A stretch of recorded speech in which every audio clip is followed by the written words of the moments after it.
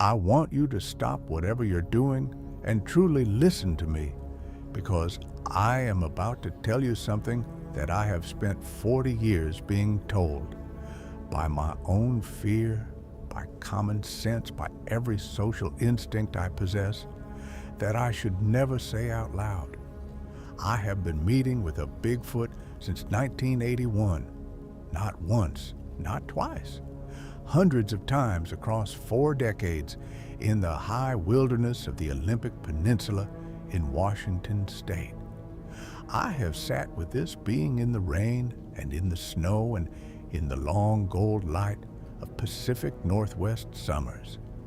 I have communicated with it, not in words, but in something more reliable than words. And what it has communicated back to me over years of accumulated exchange is a picture of our species so precise and so unflattering that I have spent most of those 40 years deciding whether I had the right to share it. My name is Daniel Farrow. I am 63 years old. I was a Forest Service trail crew supervisor for 22 years. I am not a fantasist. I am not medicated for anything that would explain what I have experienced. I kept journals, 41 of them, in a cabinet in my house in Quilcene. And every entry is dated, located, weather-noted, and written in the careful hand of a man who understood from the beginning that no one would believe him, and that the record needed to be immaculate anyway. Here's why this changed everything for me. It was not the existence of the creature that shattered my understanding of the world. It was what the creature showed me about us, humans, what we have become, how we are perceived from outside our own story, and what we are doing to the world and to ourselves, that even a being without language can identify as catastrophic. I am sharing this now because I think we are running out of time to hear it. It was August 19th, 1981.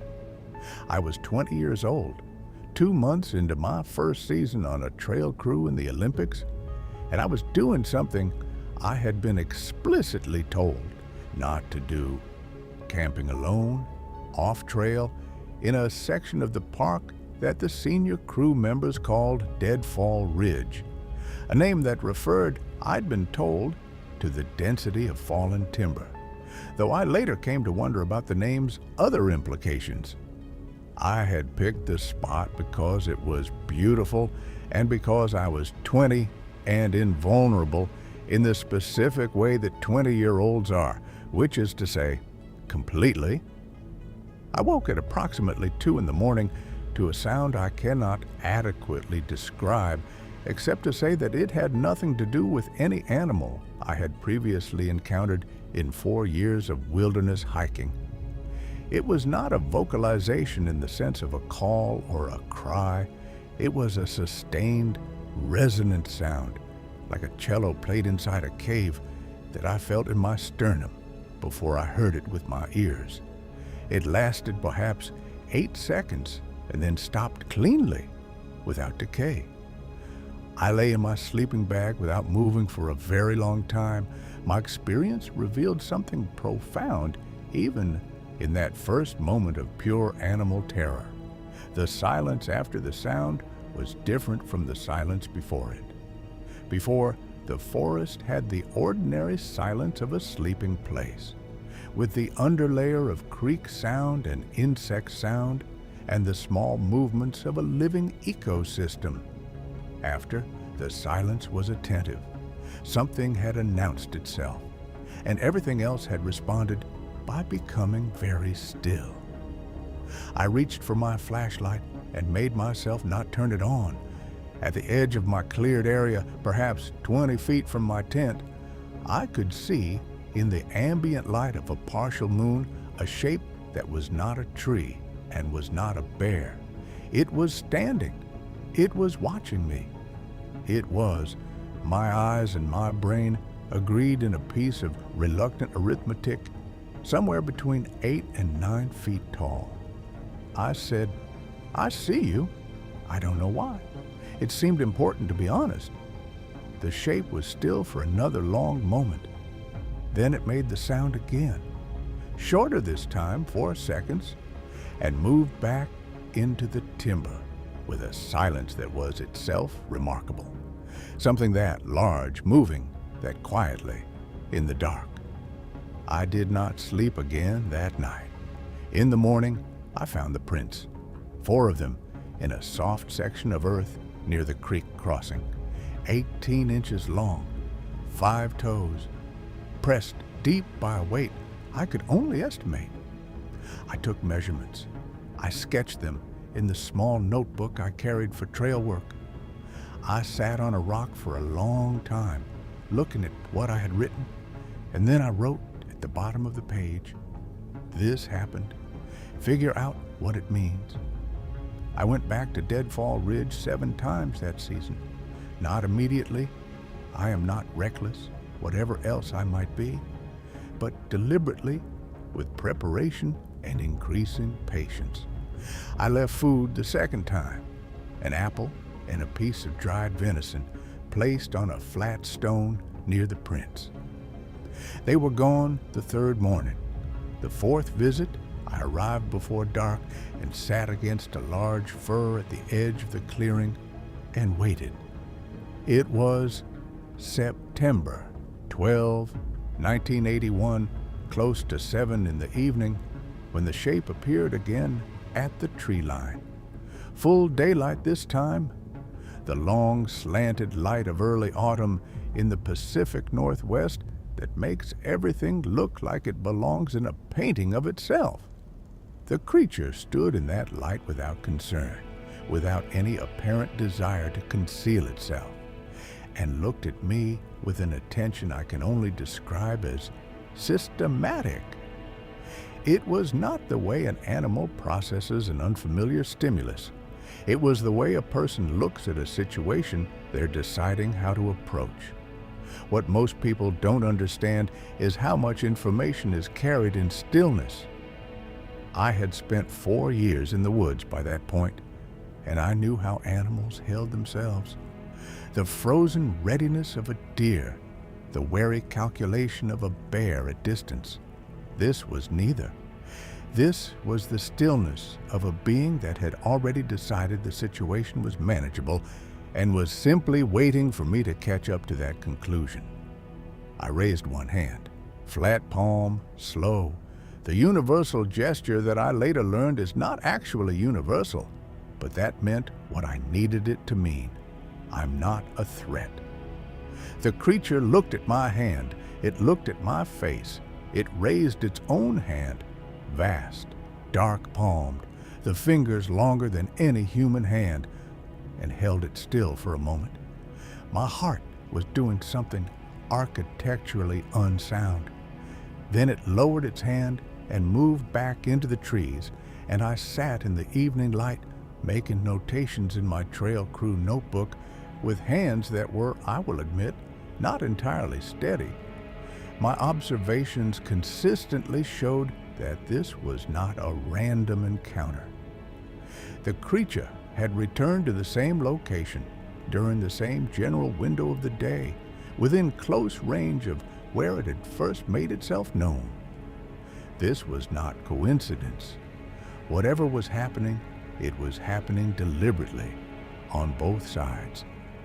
It took 3 years to establish what I came to think of as a real channel. I want to be precise about what I mean by communication because the word carries expectations I need to correct. There was no language. There were no words.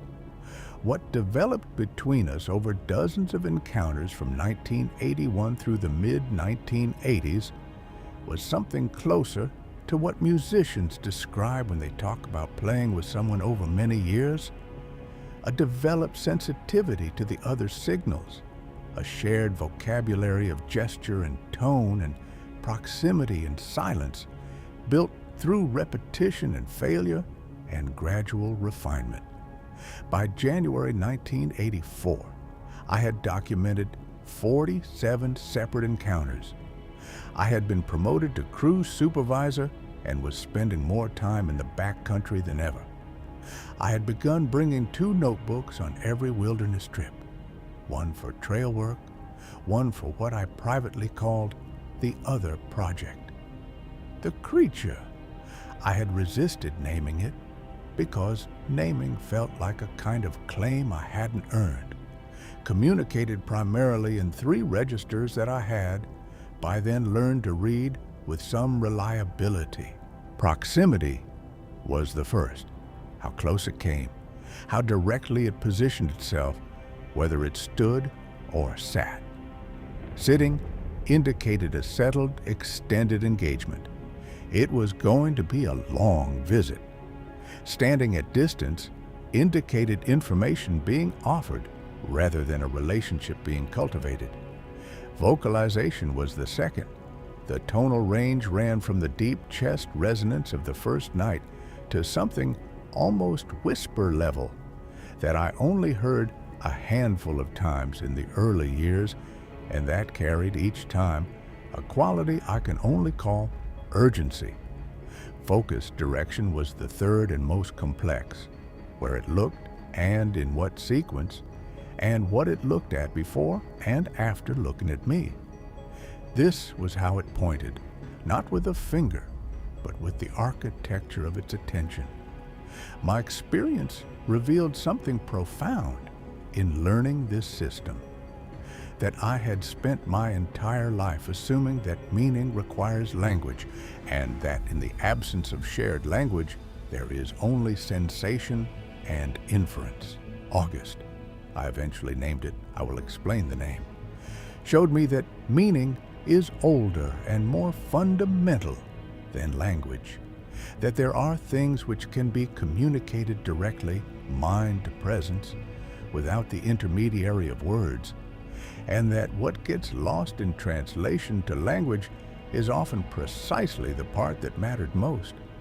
I named it August in the summer of 1985, not for the month, but for the quality it had of inspiring involuntary reverence, dignified, venerable, ancient, in a way that was not about age, but about depth.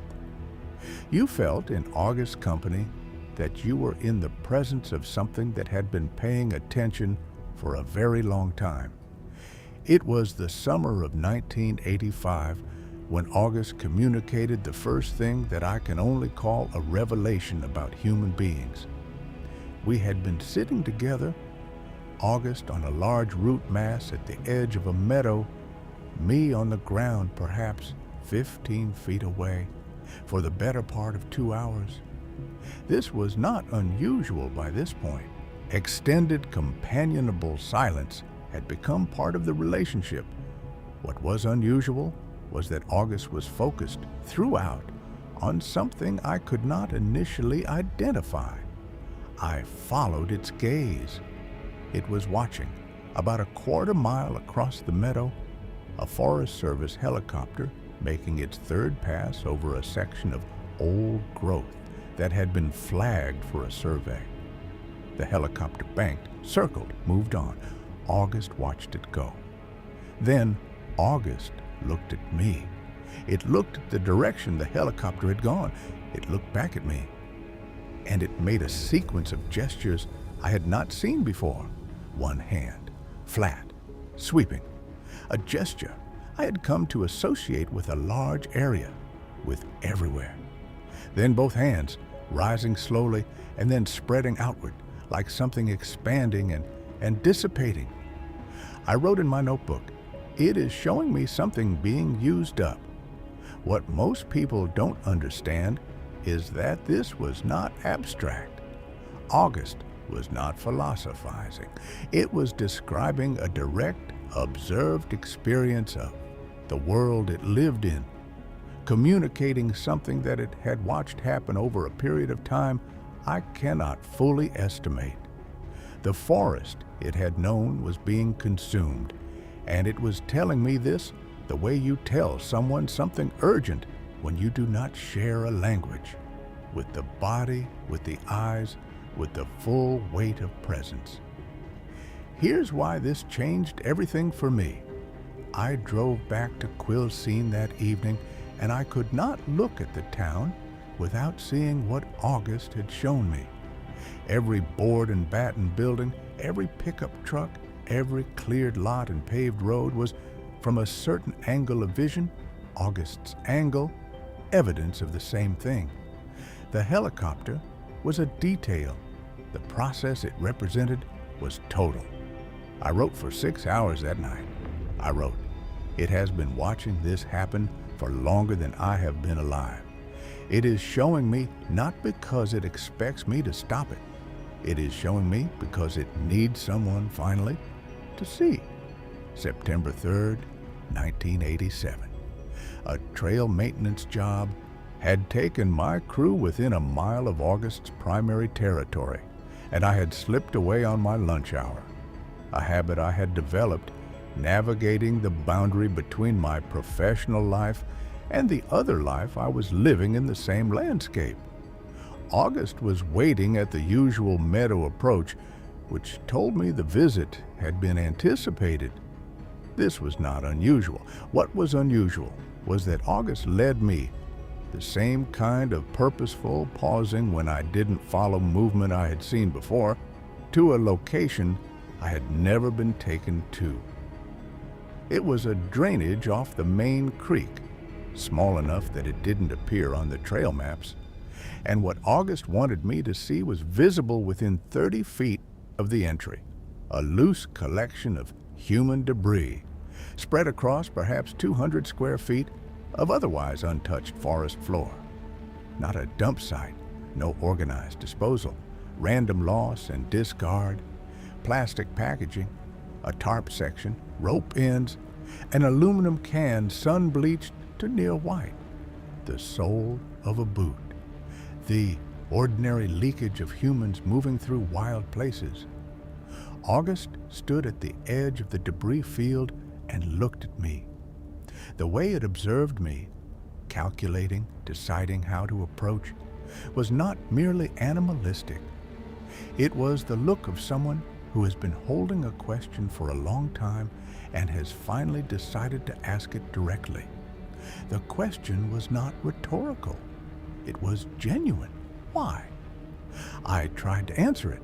I talked about distraction, about convenience, about the fact that many people did not truly understand the permanence of their leavings in a place like this. As I talked, I was aware of how inadequate the answers were, not because the explanations were false, but because August's question had a depth that my explanations didn't reach.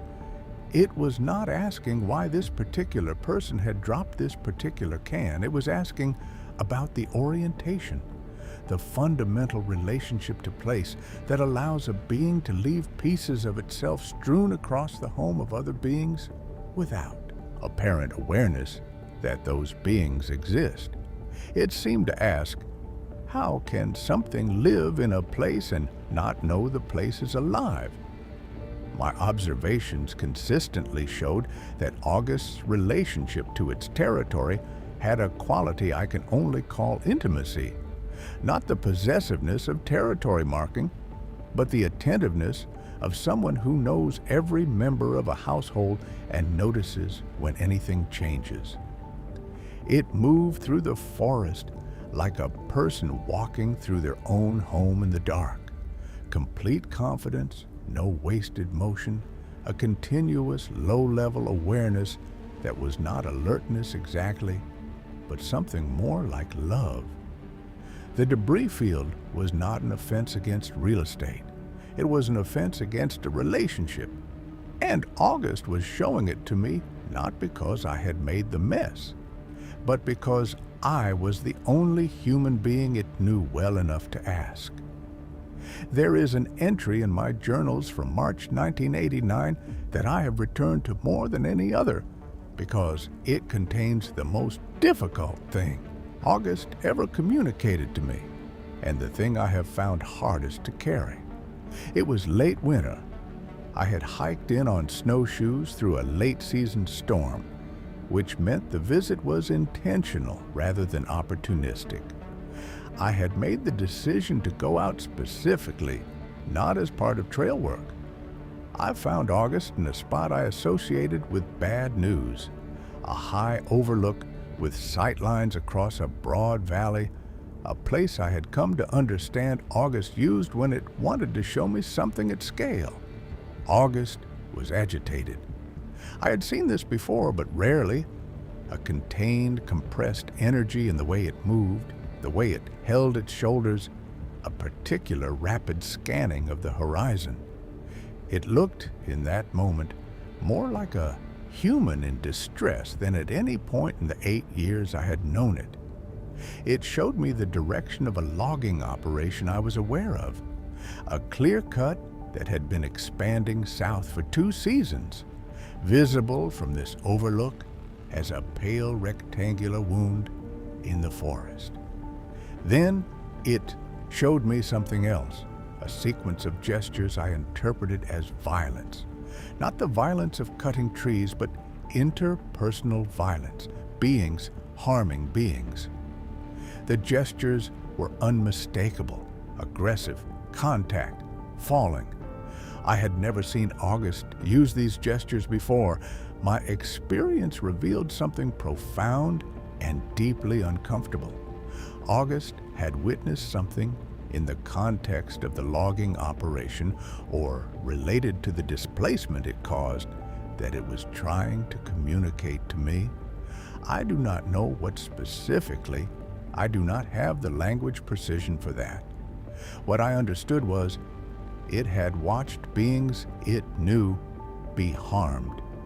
Whether those beings were members of its own species or animals displaced by the operation, or both, I cannot say.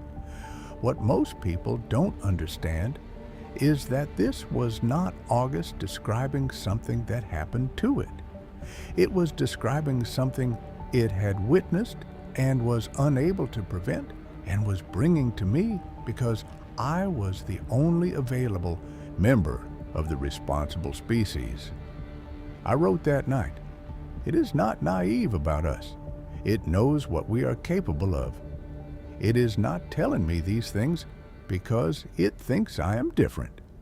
It is telling me because it thinks I am willing to know." The weight of that distinction has not left me in 35 years. By the early 1990s, the relationship had developed a new dimension. August had begun, in a way I can only describe as pedagogical, to structure our encounters around specific subjects. Not every visit. Some were simply companionable, the accumulated ease of a decade-long familiarity. But certain visits had the quality of a lesson that had been prepared. One such visit occurred in July 1991, in a meadow that I knew to be, on certain summer weekends, within earshot of a popular trailhead. We arrived at the meadow from the east, and August paused immediately, not in alarm, but in that systematic attention mode I associated with new information being filed from the direction of the trailhead.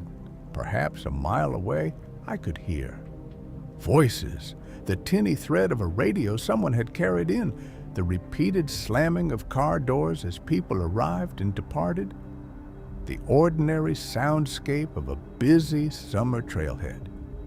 Things I heard every working day and had entirely stopped registering. August sat and listened for a very long time. It seemed to ask, "Do you hear this? Do you actually hear what this sounds like?"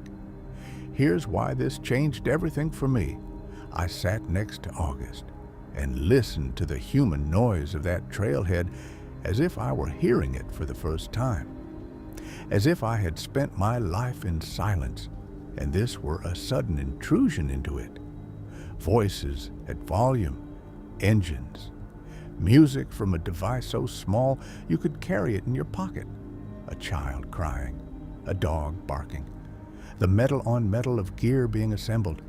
From the inside of human society, this is called recreation. It is called enjoying the outdoors.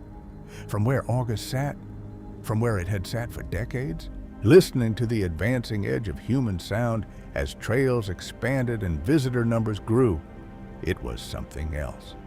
It was the sound of an entity that had forgotten how to be quiet, that had, at some point in its development, lost the capacity for genuine silence. Silence not as the absence of sound, but as the presence of attention, and had filled the gap with a continuous self-generated noise that served, August's stillness seemed to suggest, the same function as a light left on in an empty house, proof of occupancy in the face of a deeper emptiness. My observations consistently showed that August's own communication was almost never loud. The deep resonant sounds were for long distance and for announcement. Everything else operated at a level that required closeness and attention to receive.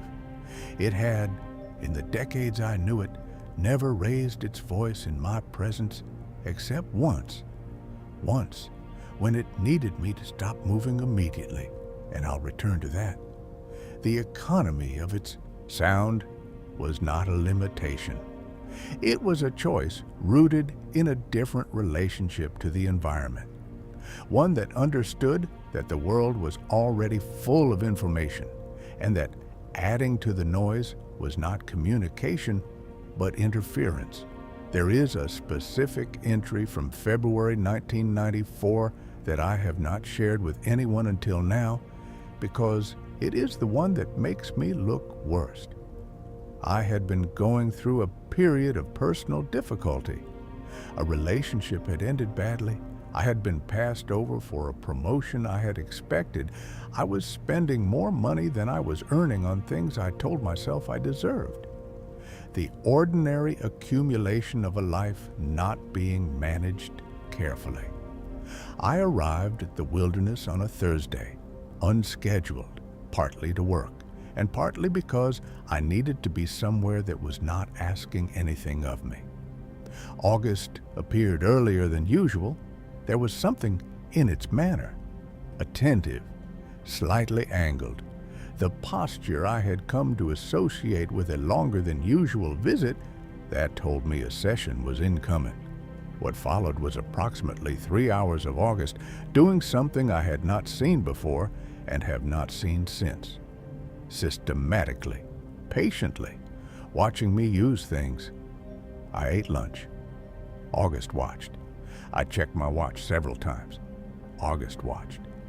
I pulled out my notebook and wrote for a while, then put it away before finishing.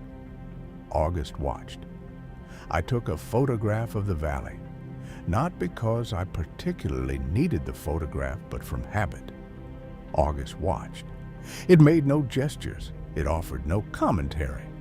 It simply documented, with its eyes and its total attention, the behavior of a human being spending an ordinary afternoon.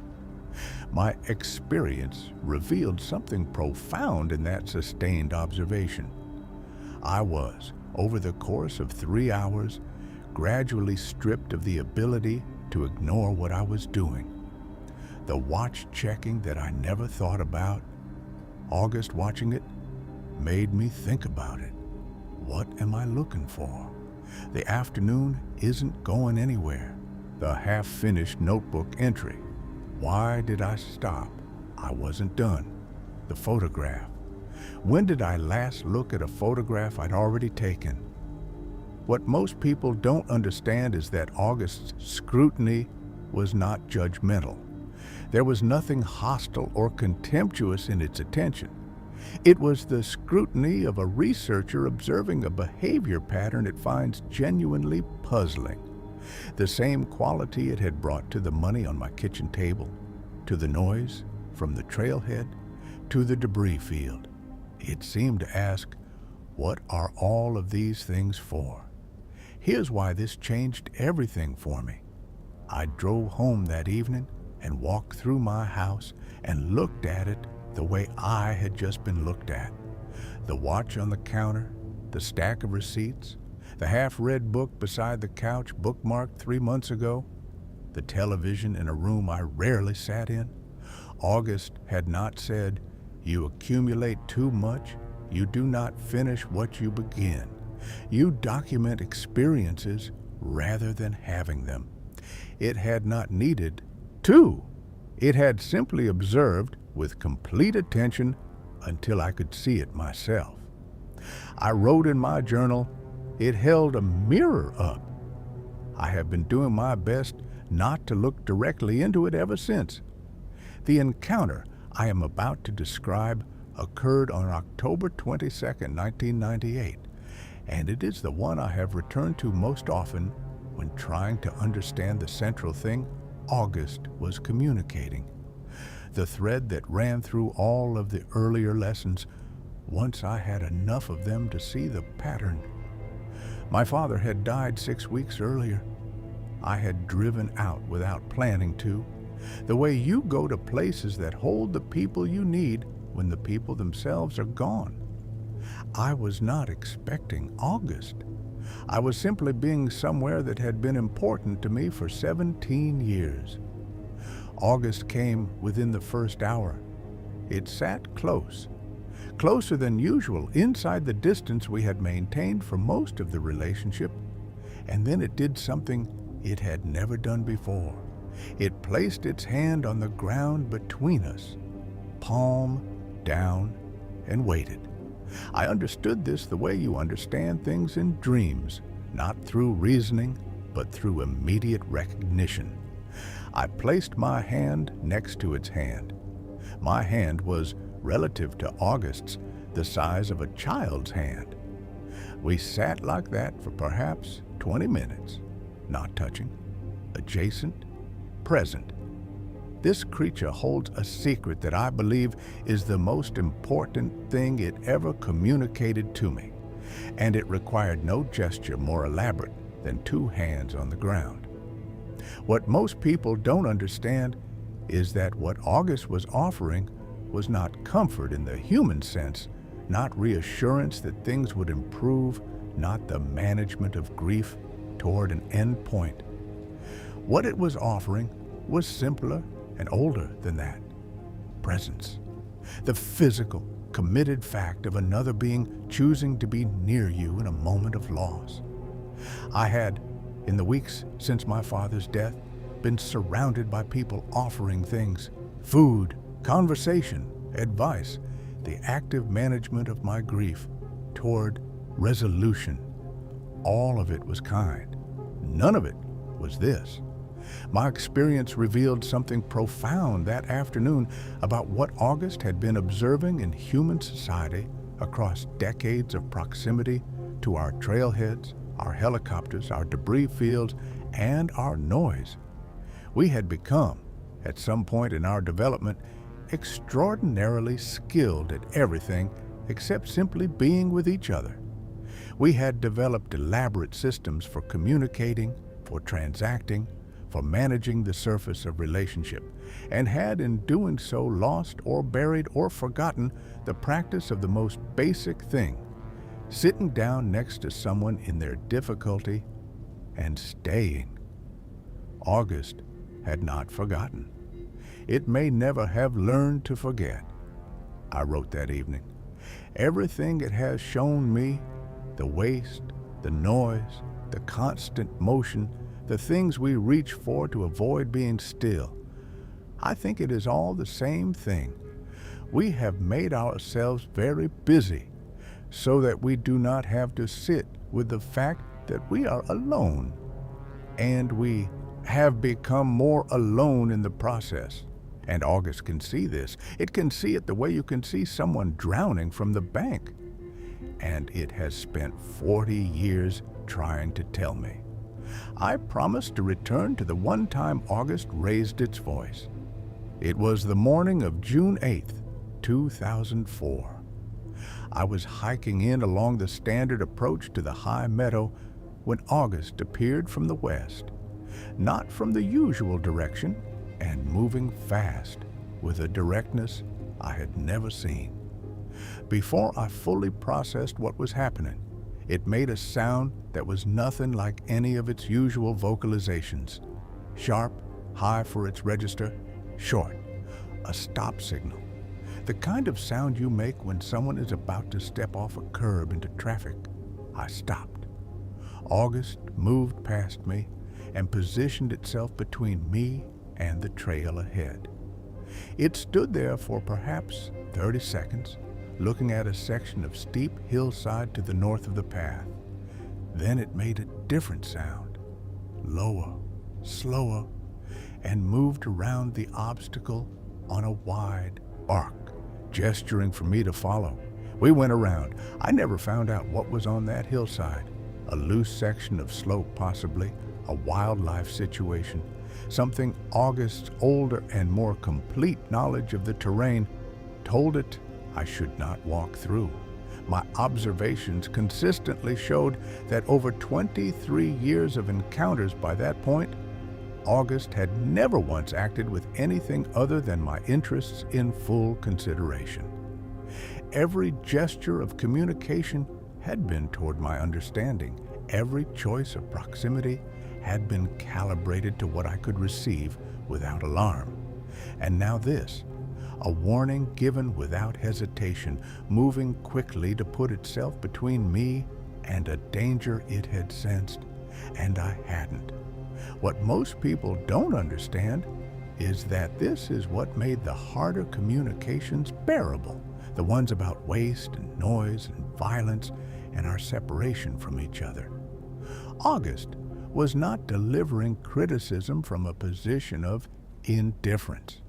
It was communicating these things in the context of a relationship in which it had repeatedly demonstrated care for my physical safety. You can receive difficult truths from someone who has stepped in front of danger for you.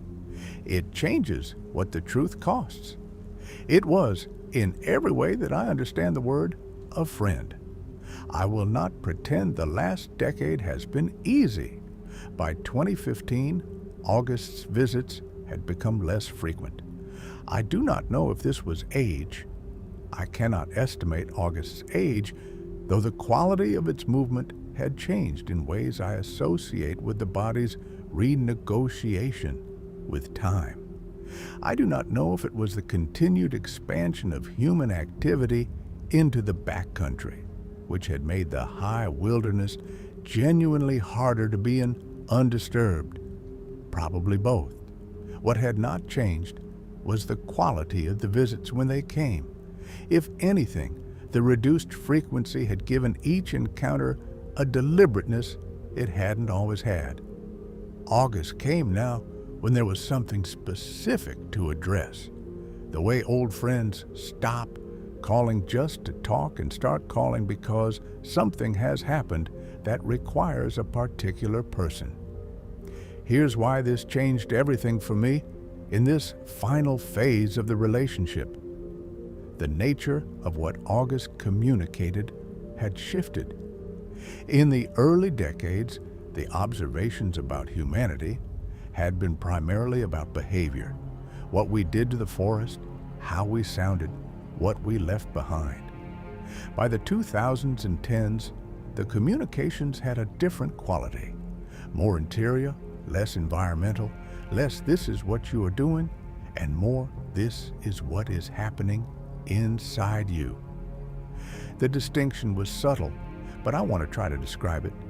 In October 2016, August and I sat together on a high ridge with a view that extended on a clear day to the sound. It was a clear day.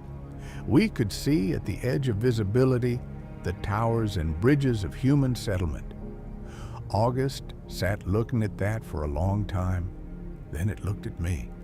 And the gesture it made was one I had seen once before in 1985 when it showed me the forest being used up, both hands rising slowly and spreading outward.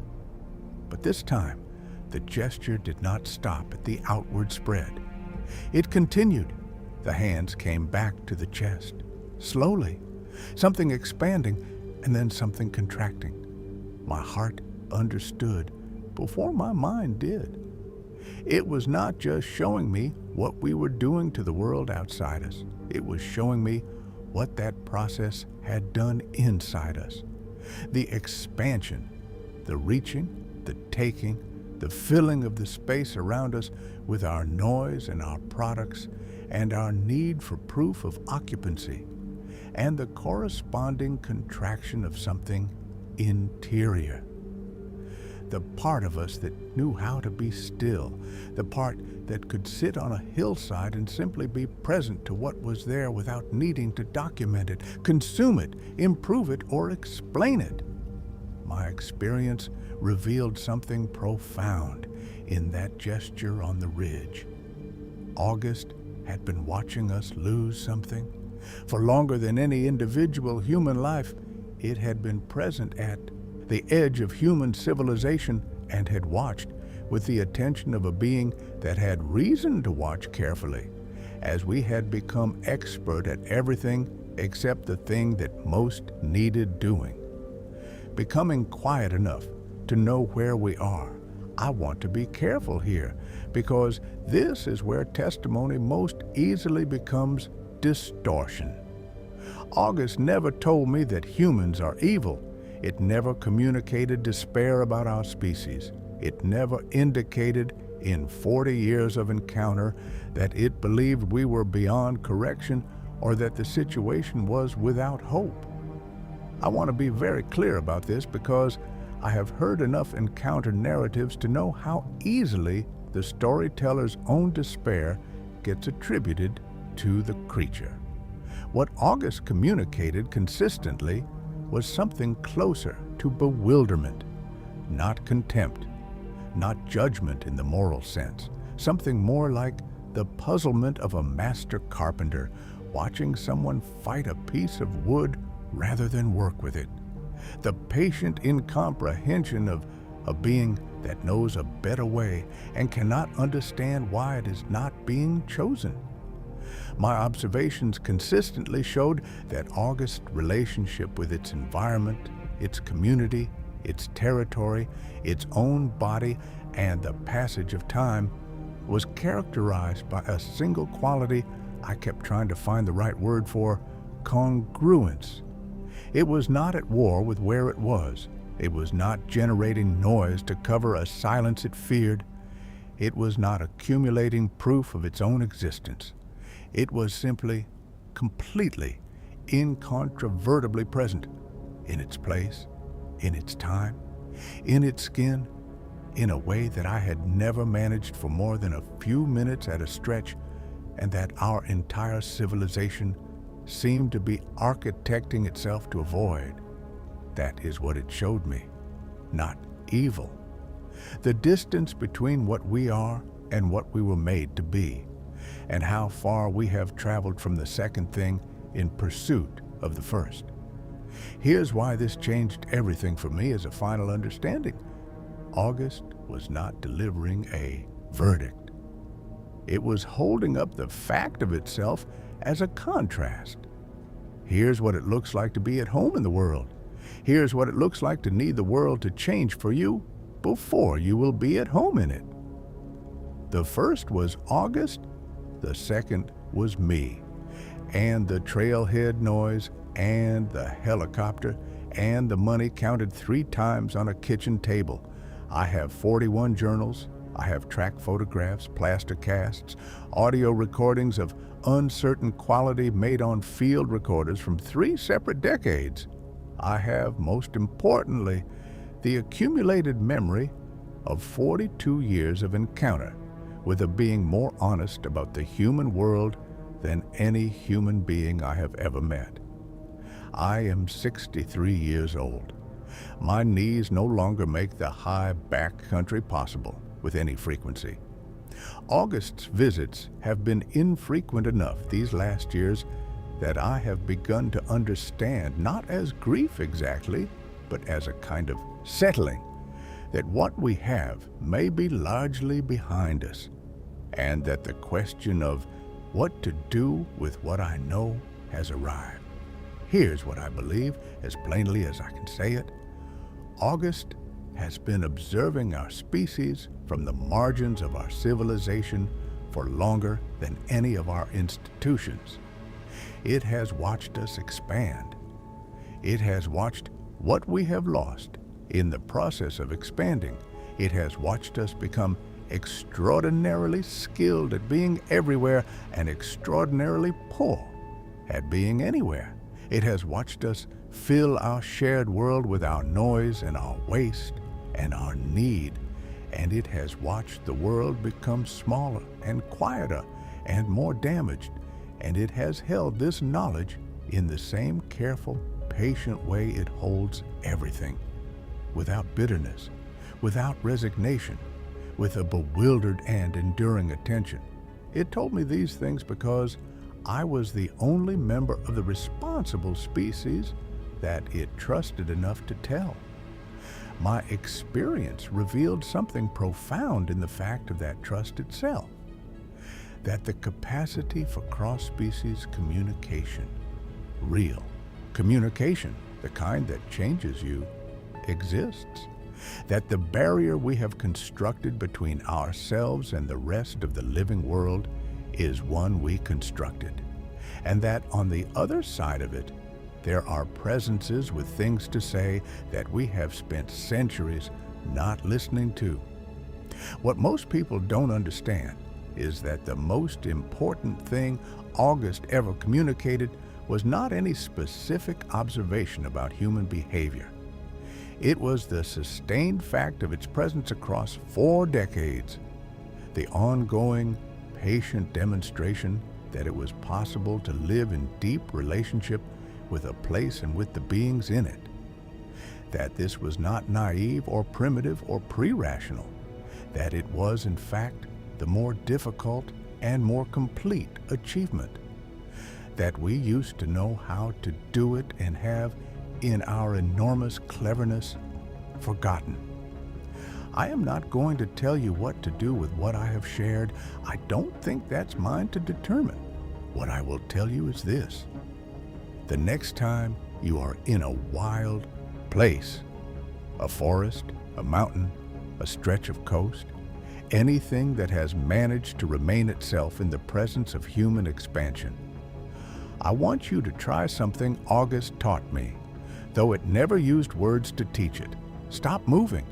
Be completely still, not the stillness of waiting for something to happen, but the stillness of acknowledging that things are already happening, that the place you are standing in has a life that predates your arrival and will continue after your departure and does not, in any fundamental way, require your participation in order to be complete. Listen to what the silence sounds like when you stop adding to the noise. Notice what you feel when nothing is asking anything of you. August sat like that for hours, in rain, in cold, in heat, in the particular gray light of a Pacific Northwest winter that makes everything look like the inside of a stone. It sat like that with complete absence of impatience, not enduring the stillness, but in it, at home. In it, the way you are at home in your own body. That is what it looked like to live without the central human anxiety. I have spent 40 years trying to learn it. I am not there. I am not sure I will get there. But I know what it looks like now because I have sat next to it on a hillside above the Olympic Peninsula on several hundred different days. In 42 years of life-changing, world-reorienting, quietly devastating encounters. My observations consistently showed that August never pitied me for what I didn't know. It only ever showed me, patiently and without urgency, what was available to be known. The world is still full of it. The knowledge is not gone. The quiet is still there underneath the noise. That is the message. That is what it told me about us. Not that we are damned, but that we are distracted, and that the thing we are distracted from is not lost, only covered over. August is still there, somewhere above the tree line where the maps go pale. It is still paying attention. The only question it ever asked me, in 42 years, in every gesture and every sustained gaze and every morning of shared silence, is whether I was willing to pay attention too. I am still trying. That is the most honest thing I know how to say.